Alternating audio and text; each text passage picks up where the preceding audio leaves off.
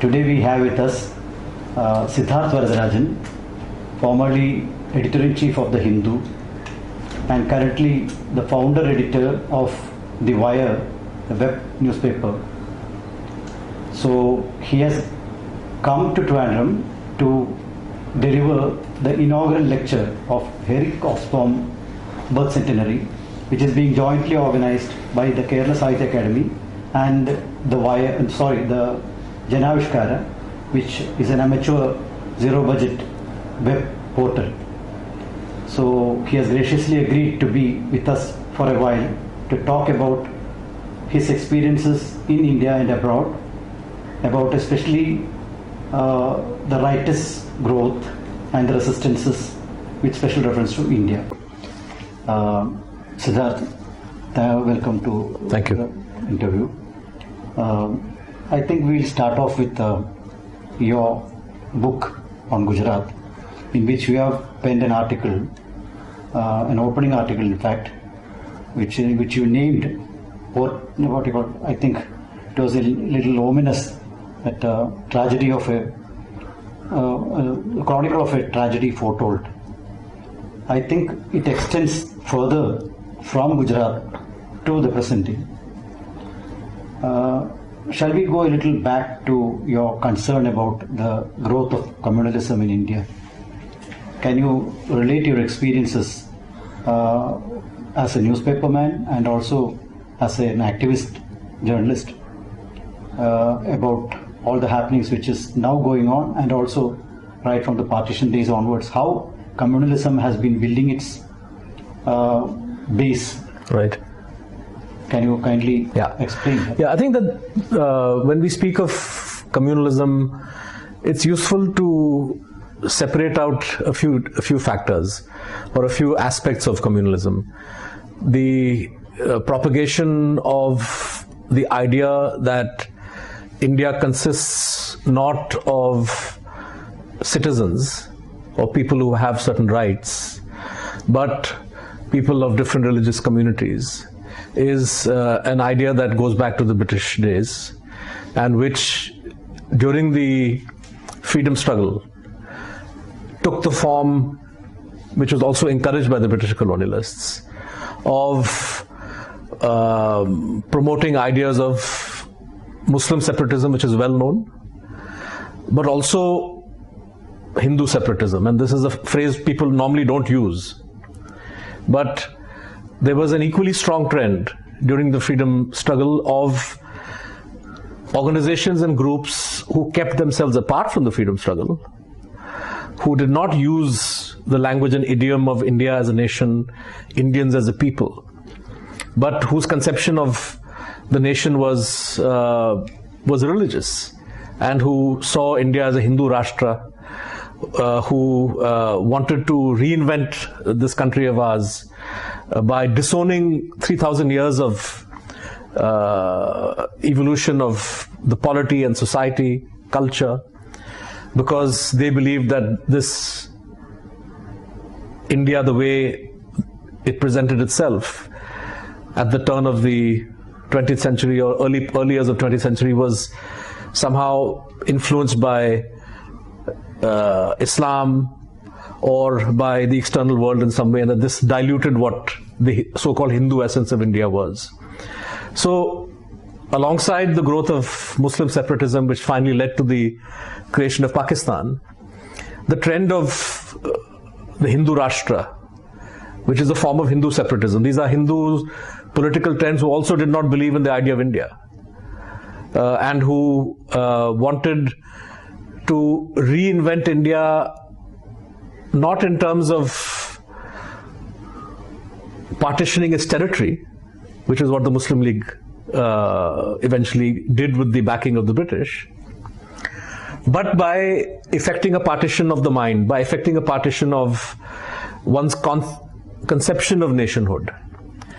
So if the creation of Pakistan meant the physical separation of land and the creation of a so-called homeland for Indian Muslims, then the Hindu Rashtra idea was to create an India that was divorced from, separated from, partitioned from its history, its culture, its philosophy, and which would be some kind of so-called pure Hindu Rashtra, some kind of Hindu nation, wherein Indians of other religions would be considered inferior or second-class citizens. And you see this in the writing of Golwalkar, you see this in the writings of Savarkar. So this trend was there before partition. It was not a major trend, although I think any honest historical analysis of the Congress party will reveal that these elements were present within the Congress as well. Just like the Congress had left-wing elements and socialist elements, it also had these right-wing elements. And in a way, they have always been with the Congress. And that also explains why in the post-independence period, the Congress party, despite being avowedly secular, has also flirted with communal conceptions and has never really been able to take a firm stand against communal politics. But we are getting ahead of the story. So pre-partition, this trend exists. After partition, and particularly after the assassination of Mahatma Gandhi, the advocates of Hindu Rashtra face a clear setback. There is popular hatred against the divisive politics of these people, notwithstanding the terrible violence and fear and you can even say prejudices that the partition generated in people's minds. But the fact that a Hindu fanatic is the one who kills Gandhiji, and then you have continuous attempts by this trend to divide society on religious grounds. They remain a player, but a marginal player for for the first few decades of India's independence.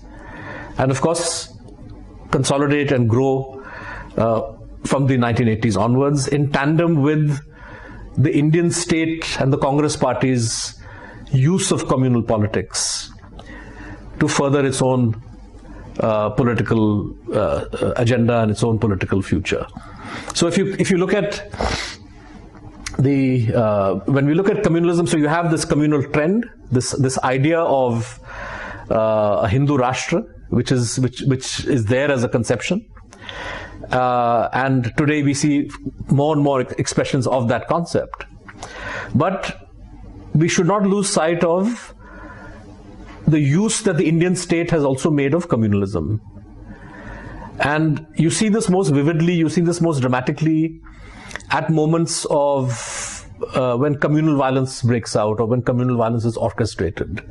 And I use the word orchestrated deliberately because the word riot somehow connotes this belief or this idea that a conflict emerges spontaneously between groups of Hindus and Muslims, and the state is somehow an innocent party, is an arbiter, is trying to pacify things.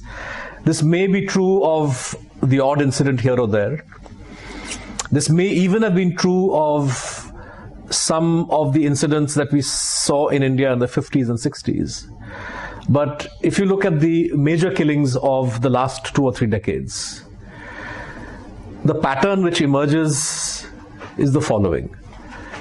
Complicity of law enforcement and the police at the local level and also at the state level and ultimately at the political level. It's almost as if when violence erupts or when violence takes place, the police wash their hands of any responsibility to prevent it in a timely fashion. When the police intervenes, invariably they intervene against the victims, typically. So if you look at people killed in police firing, the kind of arrests that are made after a communal incident, the partisanship of the police is evident, which suggests, on the one hand, communalization of state institutions and the police in particular, but also the instrumental use of communalism by political parties in power. And you see this in a most obscene fashion in November 1984, when after, I would say, a 2 or 3 year period where the Congress, first largely under Indira Gandhi, used anti-Sikh sentiment to mobilize Hindus, to create the idea of a Hindu-Sikh division, largely to do with the compulsions of electoral, it began as an exercise, you can say, confined to the electoral politics of Punjab. But I think Indira Gandhi recognized that communalism of this kind perhaps has a greater national utility as well. She dies on October 31st, 1984, after she's assassinated by her bodyguards, and then people around her in the Congress party and those who are in charge of the Indian state by that point, Narasimha Rao, who's the Home Minister, Arun Nehru, Rajiv Gandhi, who's the Prime Minister, who cannot escape responsibility, preside over the killing of nearly 3,000 innocent people in the capital city of India. And similar killings take place of Sikhs in Kanpur, Bokaro, Indore, other cities in North India. The one area of North India, if you include West Bengal, which had somewhat reasonable Sikh population, attempts were made by Congress goons to target them, but because the state government was not in the Congress's hands, it was in the left front's hands, they intervened and ensured that killings didn't take place. But otherwise, for 3 days, the Congress party orchestrated, organized, allowed this kind of killing of Sikhs because they felt that this was politically something that would pay dividends for them. And we could see that by the time that the elections are held in December, the Congress comes with a record 400 plus seats. But this was a verdict that the Congress essentially bought with the blood of people. And the police, role of the police, the role of politicians, we see for the first time Congress leaders out there in the streets mobilizing people, bringing thugs, bringing goons, the police standing at a distance, not intervening. After the massacres are over, FIRs are not registered, investigations aren't held. When a commission of inquiry is appointed under public pressure, it produces a useless report that is not actionable. When further protests lead to more commissions of inquiry, these commissions of inquiry either don't produce a valuable report, or if their report has any value, its findings are thrown into the dustbin. And when I spoke about Gujarat 2002 as a chronicle of a tragedy foretold, I was trying to allude to how the machinery of massacre that was presented and perfected by a ruling party, the Congress, in November 84, and because subsequently other parties that came to power did nothing to punish the guilty, did nothing to take action to stop this kind of thing. That technology of mass violence remained something which any ruling party at any time could pick up and use. So it is my belief that the killings of 2002, where we see many of the patterns that emerge in November 84, of political culpability, of the complicity of the police, the use of voter lists to identify, or to, how do you distinguish in a shopping area which shop is a Sikh shop, which is a Muslim shop?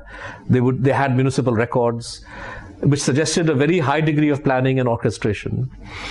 It is my belief that if the law in India had been made to work the way it is meant to after 84, in other words, if the government of VP Singh, or the government of Chandrasekhar, or the government of Atal Bihari Vajpayee, or the government of Inder Gujral or Deve Gowda, right? We shouldn't forget that at least 4 or 5 political parties held power in the center after the 84 massacres. So we can't blame the Congress alone for not acting. It's almost as if no party had an interest in dismantling this riot system or this massacre system. Had they done it, maybe 2002 would not have happened. And the chilling aspect which you refer to in your opening question is that, have we really learned the lessons of 2002? We haven't. Because even though, thanks to the intervention of the NHRC and the Supreme Court, and the media was much more feisty this time, we've seen more indictments, more trials, more prosecutions, more people found guilty in the 2002 massacres than perhaps in any of the massacres added together, 84, Nelly, the Bombay killings of 92, 93. Right? So this is a great victory for the courts, for the Human Rights Commission, for the media, and for civil society, which has demanded justice. But political culpability, right? We still have not been able to get the political leadership of the Gujarat government at that time, Narendra Modi, Govardhan Zadafia, to render account for what happened in their watch. It's a different matter that if one tries to argue, as some people have, many people believe this, that Modi or Zadafia, somebody may have given a direct order. And Sanjeev Bhatt, for example, the former police officer from Gujarat, has made this claim, and this claim has in a way been investigated by the SIT, and SIT says it didn't find any evidence. It recommended that there is no case for putting Narendra Modi in a witness box. The amicus curiae, Raju Ramachandran, disagreed with that finding, and the matter is, it will eventually go to the Supreme Court, where the Supreme Court will decide on that SIT process. But the SIT process was looking at the narrow question of criminal culpability. Did Narendra Modi issue an order or not? The question that interests me, and I think that should interest and bother everybody in India, is what does the failure to stop a massacre tell us about the intentions of a leader, right? So I'm not interested in finding a document which proves that Rajiv Gandhi said, go and kill the Sikhs, or which proves that Narendra Modi gave an order, right? Because we know from history that these kind of documents don't exist. In the case of the Holocaust, for example, you have the 1C conference and you have some documentation, but you'd be hard-pressed to find a document signed by Hitler which says, please exterminate 6 million Jews. But you infer the role, responsibility, guilt of a politician or a leader on the basis of how they discharge their constitutionally, how they discharge duties that they are constitutionally bound to discharge. So, for me, Rajiv Gandhi's role in history and his complicity in the 84 massacres is proven not by some court of law or by some document, but by the fact that he did his level best to ensure that justice was not given to the victims. So he was party to a cover-up. And the same is the case with Narendra Modi, the Modi government. All the convictions in the major cases that you've seen coming out of the Gujarat killings happened despite the Gujarat government and despite the Gujarat police. It happened because of the intervention of the Supreme Court and the NHRC. In some cases, investigations and trials were moved out of Gujarat because the courts felt that they cannot trust the government of Gujarat. So, at that level, the verdict is already before us that Mr. Modi did nothing to prevent these killings, and why he did nothing to prevent them. Maybe he was a new chief minister with hardly any administrative experience. Chalo, theek hai. But why did he not take steps to punish the guilty afterwards? And this is a question that's not been ever put to him. This is a question that he has no answer for. And unless, as a political system, India and is able to ensure that politicians have to answer this question and have to be held account for gross failures. Some 84, 2002, these will remain with us. So Muzaffarnagar, you will keep having examples of a lesser or greater magnitude. Each time the involvement of media changes the dynamics. So the media's intervention in 2002 was, to my mind, very positive. In 84, the media's role was not very positive. Today, when I look at the media, I wonder, because you have major sections of the media that are actually promoting communalism. So it's quite possible that the next time you have violence, the media, rather than pushing the government to put an end to this, may be complicit in prolonging the violence. I don't know. But to my mind, communalism, communal violence, and the communal propaganda and the conceptions of Indianness that the BJP and RSS are pushing today, all of these have come together. So in the past, you had in 84, for example, the formal doctrine of the Congress Party of the Indian state was secular. The practice of the Indian state in 84 was communal. Today, the real danger is that the doctrine and the practice have come together, are fusing. And this is what is, I think, even though, there have not been any major incidents of violence of the kind we've seen earlier, there have been random incidents here and there. Perhaps not random, but let me say individual incidents. But that's why, because of the fusing together of the ideology, the doctrine, and state complicity, this is what has alarmed people. So it would be, if you look at it statistically, if the government says on the floor of parliament that, well, in the last 3 years, only 50 people have died in communal incidents, or 100 people compared to the last 20 years, statistically they're correct.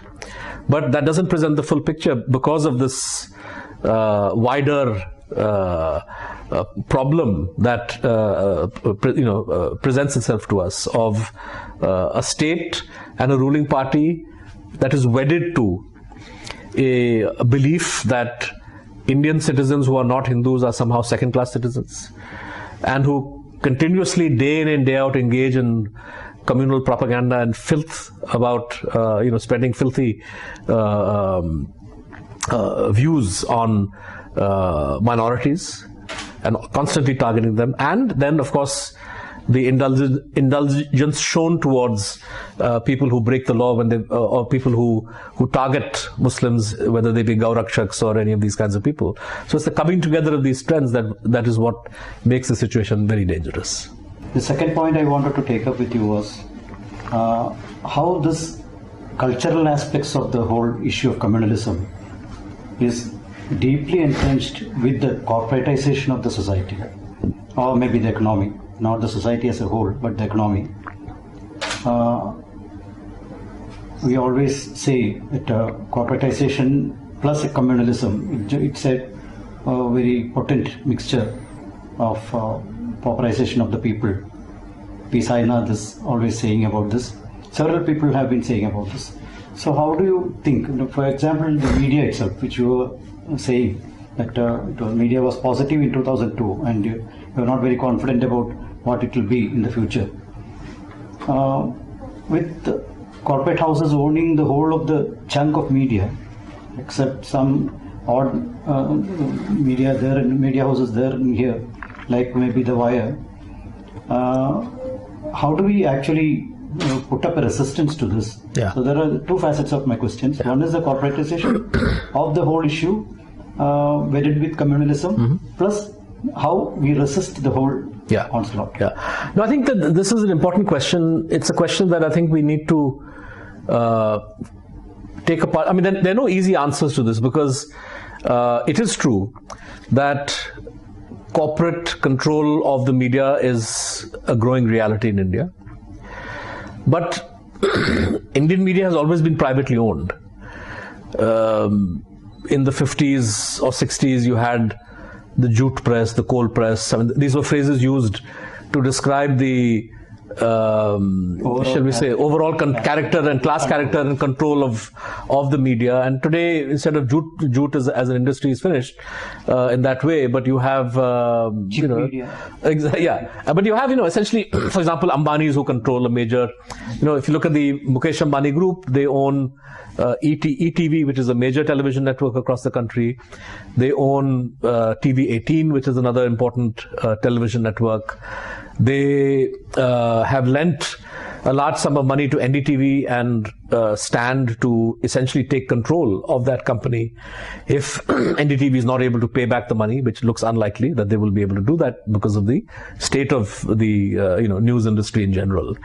Reliance also has a telecoms company, Reliance Jio, which is, as you know, increasingly today the form of consuming news is through the mobile, it's through internet. Even a new venture like The Wire today 80 to 90% of our reads, of our readership, are all on the mobile, right? So having a telecom service like Jio and connecting that to, they have schemes to launch ownership to give free phones. They're also involved in producing content. So yes, there is a sense in which corporatization is making inroads.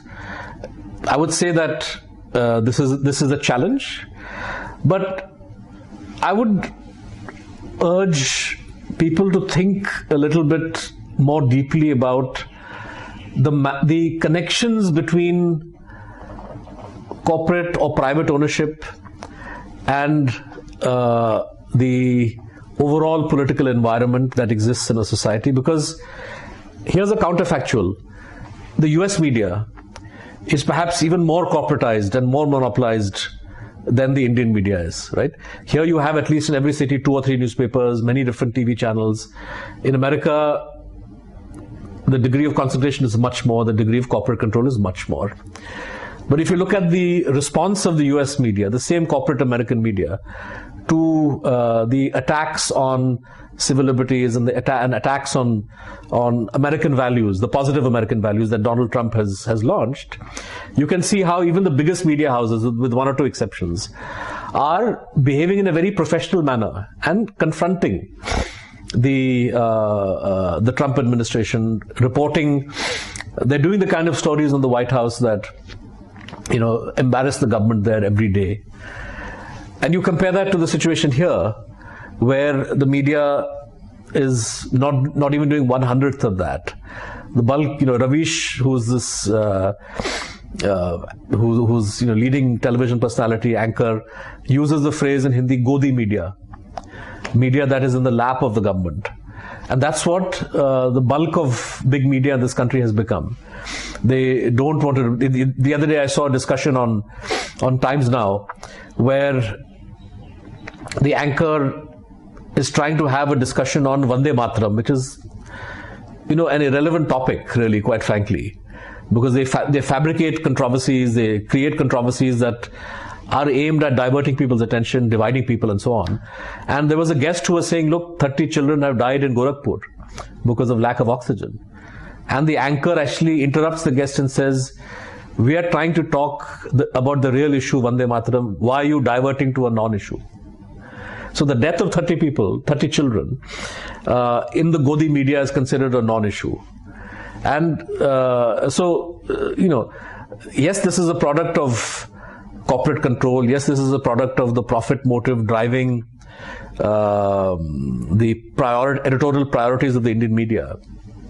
But it also reflects our failure over the past 70 years to develop the media as a professional, credible institution with integrity. It's a failure of proprietors and editors to create structures within the media that will allow professional news judgment to take precedence over crass commercial considerations. So commercial considerations operate even in the US, but you have 200 years of media development, and so perhaps a more mature civil society, maybe in some ways a more aware political, people are a large section may not be politically aware or conscious, but you have, millions and millions of people who take their rights very, very seriously and are vocal about it. And they are able to push the media into taking a certain stand or direction. We don't see that here. Today, the public laments at one level the poor quality of the media, but is also attracted to precisely those Godi media, those channels, who have reduced news into a spectacle, into a kind of entertainment, into Arun Shourie uses the phrase North Korean channels. And that's what many of these channels have become, mouthpieces of the government, extolling the virtues of the great leader and running down everybody else as enemies of the people, enemies of the country. Somewhere down the line, I think people here also have to ask themselves what kind of media do they want, and shun or reject media that is not telling the truth, that is not being honest about what's happening, that is simply serving as a mouthpiece of the government. So this worries me. I think that it is linked to private. So I'm not saying that corporate control or private control is not a major factor here, or the breakdown of the business model, which is what makes these TV channels and newspapers desperate to raise revenue through any means, fair or foul. So you have paid news, you have all of these different, ugly phenomena. But the problem perhaps is, at some level, it's perhaps a reflection of the lack of mobilization or lack of concern at the civil society level as a whole, and maybe the weakness of political parties and their own ability to organize and mobilize against some of the negative things that the government is doing. So I would say that yes, we need to, what's happening in the media is worrying, but the fusing of the corporate control, corporate agenda on the one hand, and the political, sectarian, cultural agenda on the other. You see this happening not just in the media, but you see it happening in the university system, for example, where and here we need to appreciate that this is, which is why I think it's important you spoke about corporate, because this is a longer trend. This is a trend that predates Narendra Modi coming to power. If you look at the kind of changes in the higher education system that previous governments, previous HRD ministers were trying, Kapil Sibal, for example. So there was a lot of emphasis on these private colleges, on a kind of corporate education, and a certain, running down of knowledge that is not seen as productive.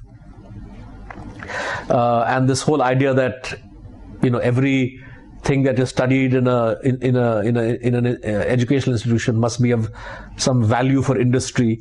These ideas are quite common in the West, but again, because of several decades, in some cases 2-3 centuries of development of the university system, you have very, very well developed institutions that are capable of resisting the diktat of day-to-day market forces and corporates who say, why should French literature be studied, why should sociology be studied, how does this help industry?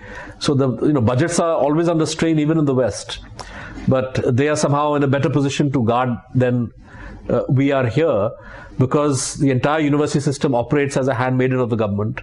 The government appoints vice chancellors, dismisses them, and it does so on a political basis. It chooses people who are completely unsuitable from an academic point of view to run places like JNU or Hyderabad University, people of middling or negligible academic accomplishment who have, other than their political connections, really nothing much to show for it.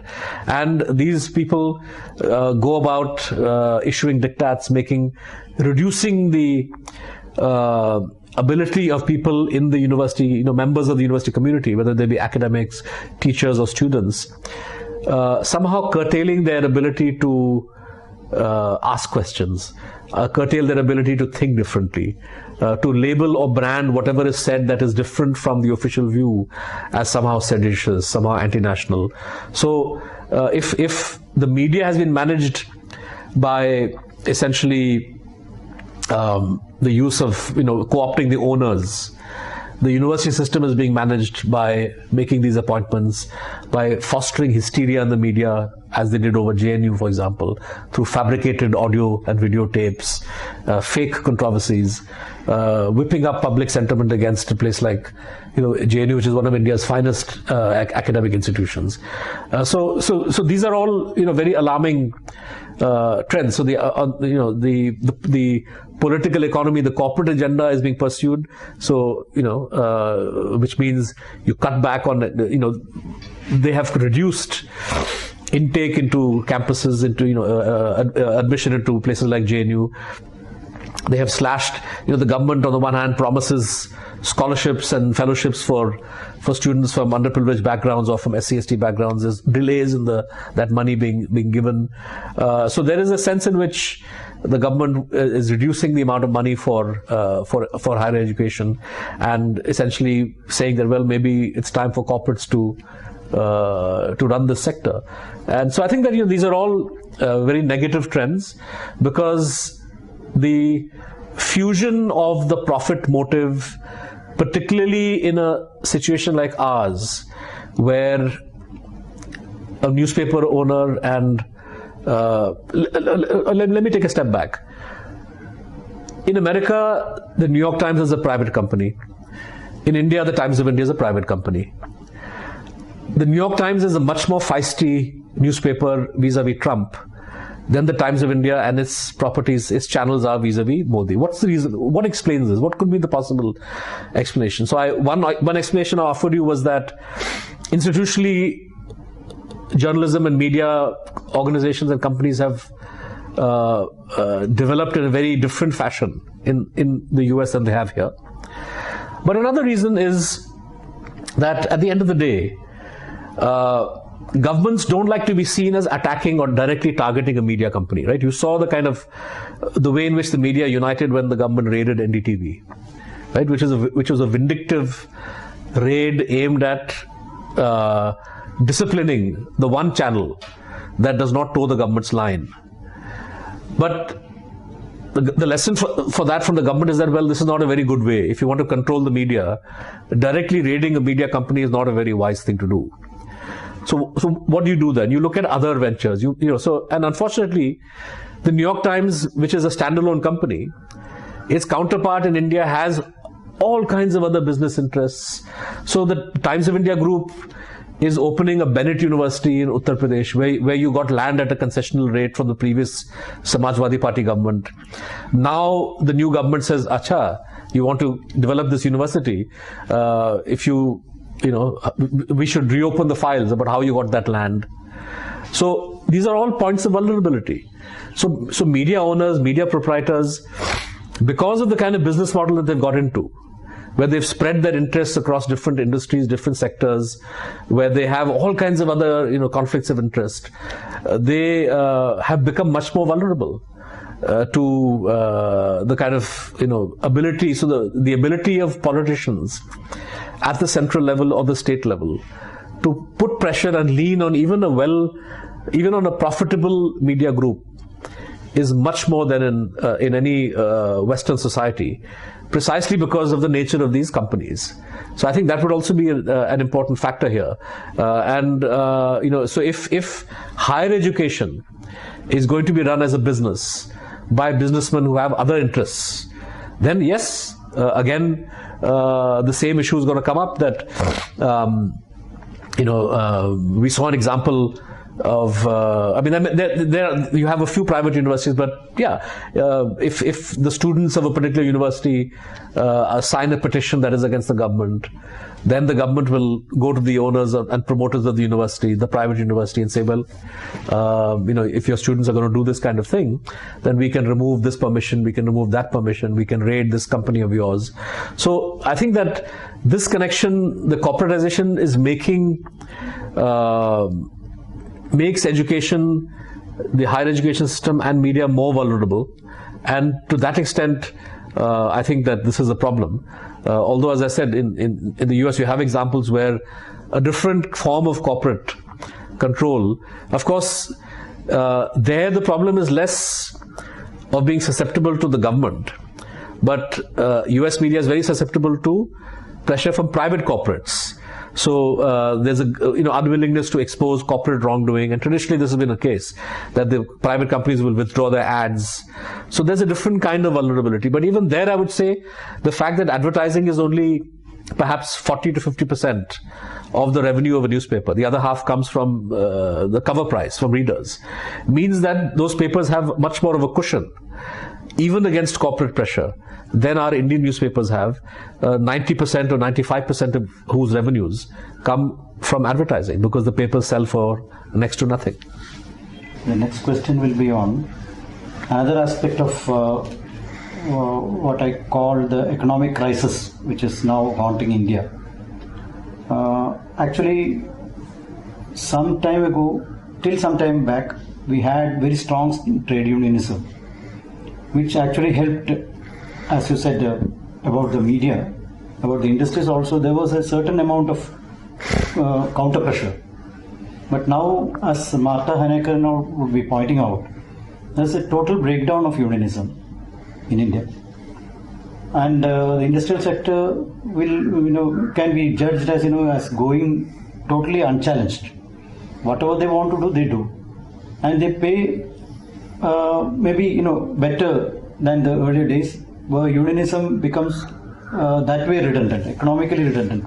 For example, in Jharkhand areas, I saw that there are contract laborers, and in the unorganized sector there are several laborers. Under the contractors there are several laborers who are unorganized. So the unorganized sector in number will be much more than the organized sector. The organized sector gets all benefits. So it's another ghettoization of the unorganized labor. So those people are left behind. Those people are voiceless. So they do not have anybody to represent them. So we have a divide. That was what Martha Hanecker was speaking about, fragmentation within the class itself. So the class interest itself is being fragmented, and the point of resistance is also get fragmented. Yeah. So this is a crisis which follows actually where the left could intervene positively. Yeah. So what is your take on that? Yeah, I mean Lenin spoke about the concept of a labor aristocracy, that in any capitalist economy you will have a section of the working class that does better off, that does better than other sections, and then gets more interested in defending its own gains rather than the gains of than being concerned about the class as a whole. So the phenomenon is well known. Would we be justified in referring to the organized working class of India as a whole as a labor aristocracy? That may be a bit harsh. That may be, but you have elements of the labor aristocratic pathology which exists in the organized trade union movement. There are trade unions that have also raised their voice and fought and organized, sought to organize unorganized workers, and at one workplace have, because the way this happens also is that in the same factory, gradually factory owners, including the government, prefer to replace the organized worker. And by organized, I mean somebody who's on the rolls, who gets all the employment benefits prescribed by law, Provident Fund, ESI, gratuity, and so on. They prefer to outsource and use contract labor as a means of cutting back on the cost of the wage cost. And in factories where this has happened, this has been a source of struggle by trade unions. It's been a battle, but this is a battle that trade unions have by and large lost.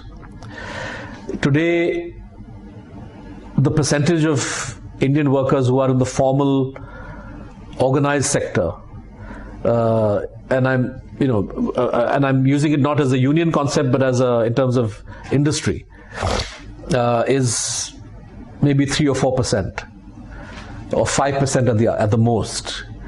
The fraction of that group of workers who are unionized, is not 100%. So even in places which are part of the organized sector, you don't necessarily have full unionization. Unions are divided. You have company unions. I think another problem with the Indian trade union movement is the division of the working class on the basis of party political affiliations. So at the end of the day, when the chips are down, depending on which government is in power, the Bharatiya Mazdoor Sangh or INTUC, which say that they're very huge trade unions, come into conflict. Their responsibility towards the workers of a particular factory or a particular sector come into conflict with the political interests of the party of which they're a part. So I think that these are all problems that the trade union movement really has failed to confront over the past few decades. And today, the trade union movement, the working class, organized working class movement today is perhaps the weakest it's ever been. Whenever workers and workers' organizations have been strong, there's been a tendency by, and here one could even perhaps fault the left parties, that they have kept the workers and the workers who they organize confined to the economistic demands, and haven't really focused on the politicization that is required, so that the class is able to speak not just for its own interests, but to recognize and speak for all the sections of society, and to see in the emancipation of sections of society who are perhaps more oppressed than the organized working class themselves, the keys to their own emancipation. So I think that crucial leap by even the organized left, by the communist parties, has not been done. There are historical reasons for this. Today, I think that it's important for trade union movement to, in a way, reinvent themselves, to look and organize all sectors, and to fight for their rights, and to find ways to combine the struggle of the so-called informal workers, who are the majority of workers in this country, with the formal sector. So I would say that the main challenge maybe has to be now with construction workers or different sections who are much more hard to organize because they don't fit the conventional. I mean, the conventional notion was that capitalism exploited workers, but because it brought everybody under one roof, it created the seeds, or planted the seeds for the workers to organize themselves. The way in which modern manufacturing takes place, the way in which modern production takes place, suggests that conception is very outdated. You have, and I'm not even referring to home-based work, or like in Tirupur or some of these textile places where production now takes place in the homes of people, and it's not under one factory. But with modern technology, the use of robots, I think the terrain of industrial manufacturing has changed very, very dramatically. And what this means for the trade union movement, it's a big challenge, because the old conception that the worker at the factory gate is the one that you mobilize, would be the most advanced section, and who you could then bring to lead the rest of workers. That does not look like it's going to yield much fruit, quite frankly. And if you look at the practice of Indian trade unionism, that's not the case. A challenge that's also going to come up for the working class movement and trade union movement in particular is the push that we see for so-called labor reform, and I think here the demand that the industrial houses make, that we should have the right to hire and fire and so on and so forth. It seems as if future governments will make it much more easy for them to do that. And the challenge for, I think, the organized working class movement, for the trade unions, the real challenge would be not whether they can resist the move to hire and fire, because I think in some ways it's inevitable. And in every modern capitalist economy, you have this hiring and firing at the will of the owner, in a way, without going to government, and the way it's quite cumbersome today. But you have to have simultaneously adherence to rules and regulations. It's I was part of a study on labor reform at the Center for Public Affairs and Critical Theory at Shiv Nadar University a couple of years ago, where we looked at different models of labor reform. And we saw in Germany or Holland or even the US, the idea that a factory owner can simply sack a worker and walk away. This concept does not exist in the West. In Holland or Germany, there is a prescribed amount of pay. So if you're sacking a worker who's worked with you for 10 years, there is a formula that you have to give her so much in terms of compensation. In Holland, you have to go to the court and inform the court. The court is the guarantor for the fact that you made that payment. These are all ways in which labor rules have evolved. The Indian business house wants the right to hire and fire at will, but they don't want all these other encumbrances. They don't want PF, they don't want gratuity, they don't want to allow free independent trade unions to engage in collective bargaining. So I think that the challenge for the working class and the challenge for the trade union movement is to ensure that whatever comes in the form of labor reform, whatever discussion takes place in the form of labor reform, has to involve rules and regulations so that workers are compensated and that the rights that people have won over the years of Provident Fund or all of these other things, these are not diluted. And it's essential that for this to happen, that the trade unions also give up their political antagonism towards each other and find ways of actually working towards a common cause. With all the challenges we are facing now, we feel that the Mother India concept is now deteriorating into the Other India concept, where people are otherized and, as you said, antagonistic interests, not just among the communes, among the different jatis, among the religious fractions, but also among the economic classes. There's a big amount of what you call walls coming up, several walls coming up. So it's actually an otherization which is going on. So I do not know the trade unions, the cultural activists, or in all those fronts, do you nurture hope? Do we have, I think you listed about 4 challenges. Whichever front we look at, today is full of challenges. So do you nurture hope for the future? I think the way the economy is developing, so if you look at the future trajectory of India's political economy, it's clear that migration is going to be a very essential element of it. Rural to urban, state to state, large people are going to move in their millions. And this movement of people presents, of course, an administrative challenge. So there's a governance challenge. Can governments, particularly as people move to the cities, provide urban amenities and ensure that urban development takes place in a way that is able to absorb all the newcomers and allow them to live a life of dignity? That's the administrative or governance challenge which mass migration is going to produce. There is, of course, also a cultural challenge. As people find themselves living next to sections of the population with whom they had little contact in the past. So in Kerala, for example, you have small communities of Assamese, people from Northeast who are here. In Chennai, when I was working for the Hindu, a lot of people, young men and women from the Northeast, working in the service sector, the hospitality industry.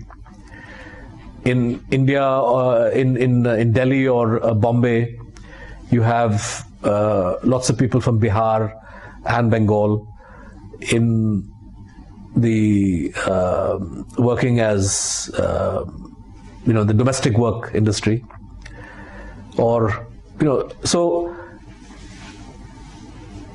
invariably, I think politicians will look at this movement of people as an opportunity in either the positive or the negative sense. Positive sense in the sense that as you have a large Bihari population in Delhi, political parties may say, okay, fine, how do we mobilize political support among the Biharis and cater to their interests and their concerns as new residents of Delhi? That would be, I would say, a political response in a positive way. The negative way would be to use the fact that people are migrating new populations are coming up as a means of spreading insecurity and fear, as a means of dividing people, as a means of avoiding or shirking your own responsibility as an administrator. So if you are running a big city like Delhi or Bombay and you lack the ability to deliver proper urban amenities to the majority of people, it's much easier for you to pin the blame, if in Bombay, on the bhaiyas who have come, or in Delhi you'll start blaming Bengalis. Nowadays the RSS is making a lot of noise about Rohingya refugees in Jammu. There may be hardly 300 or 400 people who are one of the most harassed refugees of the world, where nobody wants to accept them. And India is a country which has always, despite the absence of a refugee law, has always, served as a home for people who are looking for protection, people who've had to flee their homelands because of religious persecution in particular. Lots of Hindu Pakistanis, for example, have come to India and have been welcomed because they are victims of religious persecution. So Rohingyas who are fleeing religious persecution in Myanmar, it's in some ways logical that many of them would end up in India, which is a neighboring country. And but their presence, because they happen to be Muslim, is being used by the right-wing forces to whip up hatred, whip up hysteria. So I think this kind of migration will create problems. There was an incident recently in Delhi where in an upper middle class housing society, there was a dispute between an upper class family and a domestic worker who was Bengali. And that very quickly turned into anti-Bengali, anti-Bangladeshi propaganda. So these are all, problems, and these are exploited by political parties. I worry a great deal about the calculated manner in which hatred towards minorities is being projected and promoted by the Bharatiya Janata Party and the RSS and all its kindred organizations. They have traditionally always done this, but in the last 3 years, under one pretext or the other, whether it's beef ban or love jihad or any number of issues, this is something which is, I think, deeply worrying, because you can see very clearly the intention behind this, that a party which came to power in 2014 having made all kinds of promises of creating 10 million jobs a year and so on. Now the moment of reckoning is hardly 1 year and 9 months away, when the electorate will expect answers.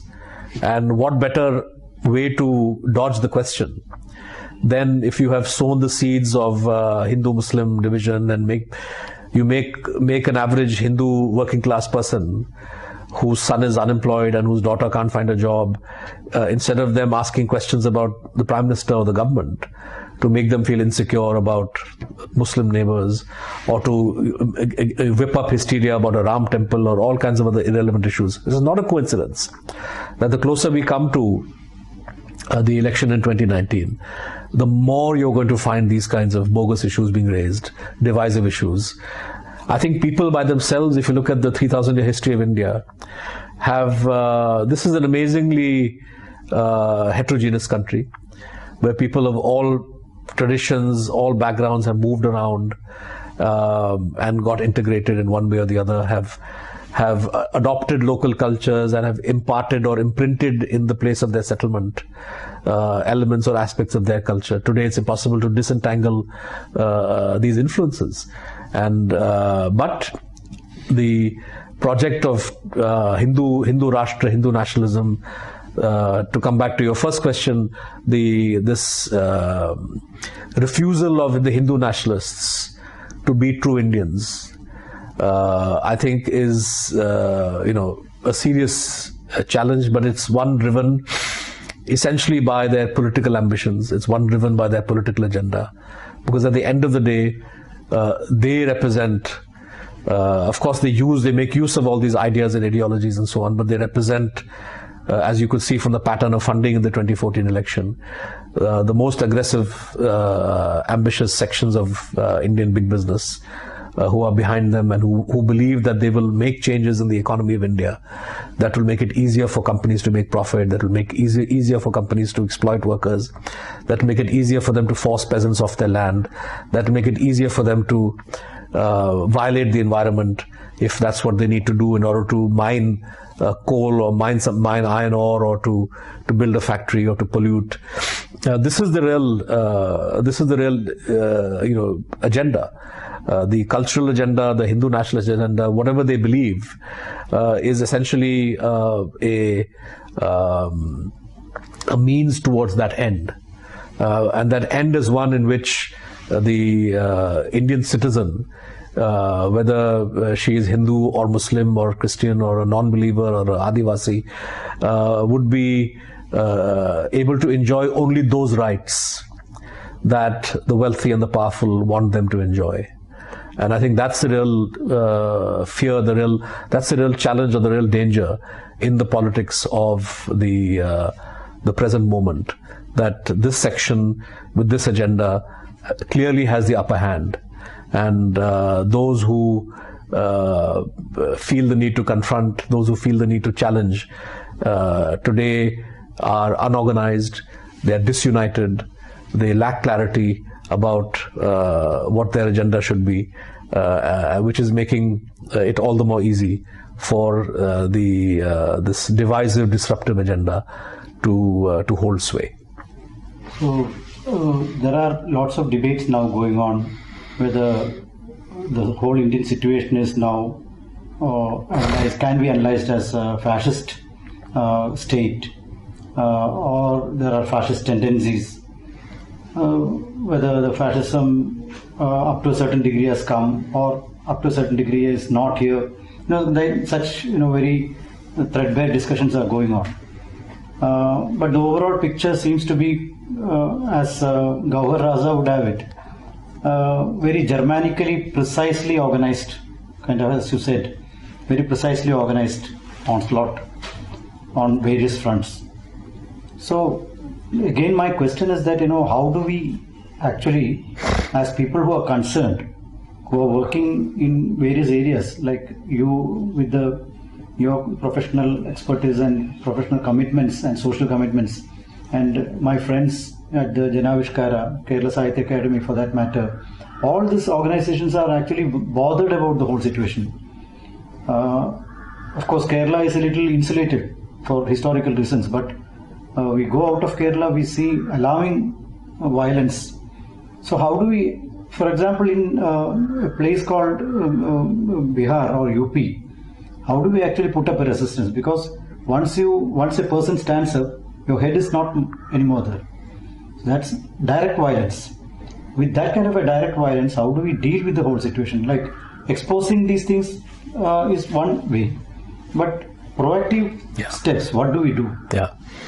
So that's the question to which unfortunately I don't have answers, but I would like to speculate that, or to attempt to address some of the issues you pose by responding in the first instance to the issue of fascism. Beyond a point, it is a label, because historically you've had a wide variety of fascisms. At one extreme end is the Nazi variety. Then you have others, Argentine, Chilean, Turkish, Iraqi, under the Baathists, for example, Mussolini, Franco, Salazar, Horthy, lots of examples. And each of those were the product of the unique political, historical circumstances of those countries, and were tempered by the political economy of that period and of that place. But if you were to extract from all of these different fascisms certain common aspects, Genocide is not one of them. Genocide, the targeted killing of Jews in Germany, say, is in some ways really quite unique, and was the product of the coming together, the fusion of fascism as a state organizing principle and the Nazi ideology. Not every fascist country or country which showed fascist tendencies necessarily had that kind of ideology and targets like the Jews and so on and so forth. But what they had in common was complete disregard for institutions that could serve as a countervailing center of power against the authority of the leader. So, whether you're talking of Argentine military fascism, or the Turkish military variety of that, or Nazi Germany, or the classical European fascisms, you have a supreme leader, a supreme party, which comes to power either legitimately or through illegitimate means, but within a constitutional polity which prior to their assumption of power had lots of checks and balances, not all of which necessarily worked very well, but they served as some kind of a counterbalance. Could be the judiciary, could be the university system, could be the media, could be other autonomous bodies, maybe the Auditor General or Election Commission or all equivalent bodies that could serve as a restraining authority for this, for the leader. And the first step that all of these, the first manifestation of fascist tendencies is to work to undermine the autonomy of these institutions. That is clearly happening today in India. Is this the first time it's happened? No. During the emergency and at other moments in time, prime ministers have always resented. So India is one of those countries where, despite constitutional guarantees of, say, the independence of the judiciary, or the idea that universities are somehow autonomous, governments have never fully respected that. They've always tried to manipulate the judiciary. They've always tried to put pressure on the university system. But the concerted manner in which today the universities are being attacked and undermined, the way in which judges are selected is sought to be changed, this is new. And to my mind, is an alarming tendency. The second element which is common to many of these fascisms is the idea that anybody who raises objections to different aspects of policy or programs of the ruling party or the ruling government or the leader is, the tendency is to brand them as seditionist, anti-national, to delegitimize or to criminalize even quite innocuous forms of protest. So that, essentially, the ability to voice opposition gets curtailed. Are we at that position today? We aren't, because we are speaking freely and the wire comes out and the political leaders are saying whatever they want to say and so on. But are there early manifestations of this tendency? Certainly. If you look at the language of people in power, the language they've coined this term prostitute to run down journalists who are not supporting them. They have used the law of sedition at will to try to criminalize free speech, despite the fact that the Supreme Court of India has repeatedly said that sedition, the crime of sedition, must involve violence or the threat of violence and cannot be applied only to speech. But they have tried to do this. They've tried to use various cyber laws in order to restrict free speech on the social media. So I think that this is these are tendencies which clearly exist and which constitute elements of fascism. But you are far away from that still. And so I would say that one shouldn't be overly fixated on the label. One should analyze and debate, but the problem with the label is that one tends to be formulaic. And if one is looking for genocide everywhere, you will not find it. There are genocidal tendencies among the more rabid elements of the Sangh Parivar, who speak in a very vicious, violent manner. And it is clear that the activities of Gorakshaks and the response of governments, particularly those ruled by BJP, have shown that they do not value the lives of citizens who are Muslim. So there are all these elements which are present among us, which are worrying signs. They're alarming signs. They tell us of the need to urgently debate and find ways of countering some of these tendencies and trends. And that brings us to the big question, which is that how can this be challenged or fought? I mean, this is a political challenge. It has to be fought politically by political organizations. Cultural organizations like yours or media organizations like mine can only reflect on what is happening in wider society. Cultural organizations, of course, also have played a vital role in creating political awareness in this country. But and so has the media in a way.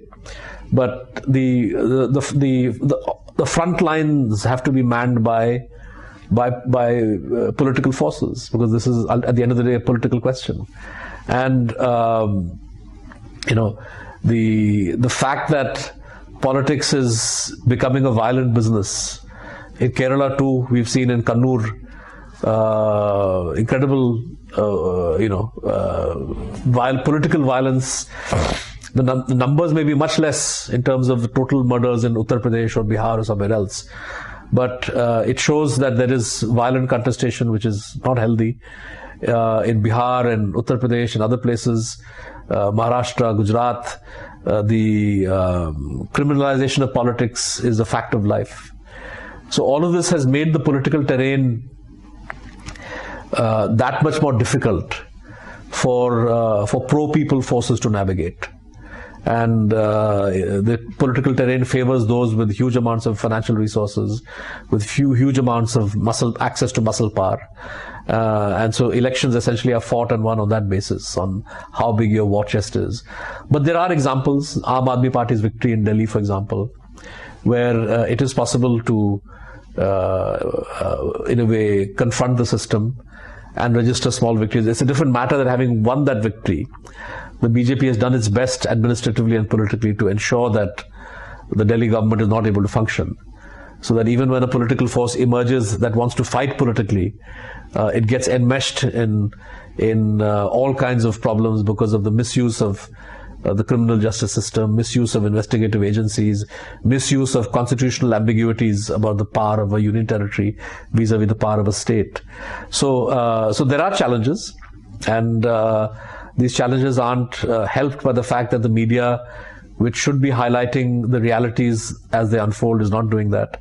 This is a media that would rather regard a fake controversy over Vande Mataram or Madarsas, regard that as a more important news than the fact that 30 children or 60 children have died because of the blatant disregard for basic health institutions in a state like Uttar Pradesh.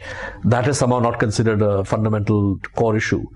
So this is the reality of your media, and that increases the challenge facing people who are concerned about the political direction that much more.